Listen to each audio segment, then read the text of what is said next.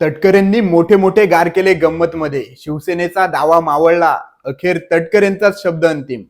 जुईली दळवींचा अर्ज मागे, विकास गोगावले यांचाही आग्रह थांबला. अनिकेत तटकरे बिनविरोध विजयी.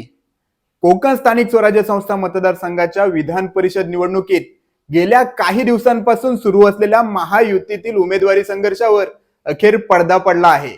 राष्ट्रवादी काँग्रेसचे अनिकेत तटकरे यांची बिनविरोध निवड निश्चित झाली आहे.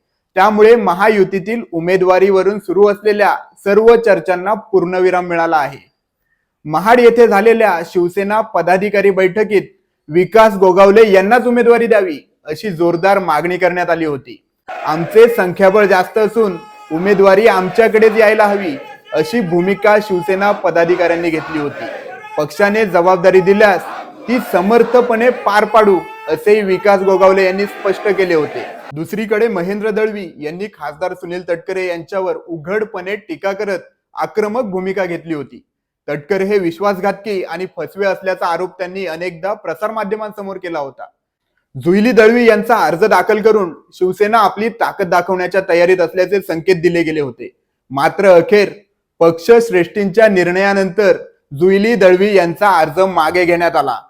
एकूण काय तर विरोधक आणि नाराज नेते आरोप प्रत्यारोप करत राहिले, उमेदवारीवरून दावे प्रतिदावे होत राहिले. मात्र तटकरे गटाने शांततेची भूमिका घेत अखेर आपला राजकीय कार्यक्रम यशस्वी करून दाखवला. जुईली दळवी यांचा अर्ज मागे गेला, विकास गोगावले यांच्या उमेदवारीची मागणीही मागे पडली आणि अखेरीस अनिकेत तटकरे बिनविरोध निवडून आले.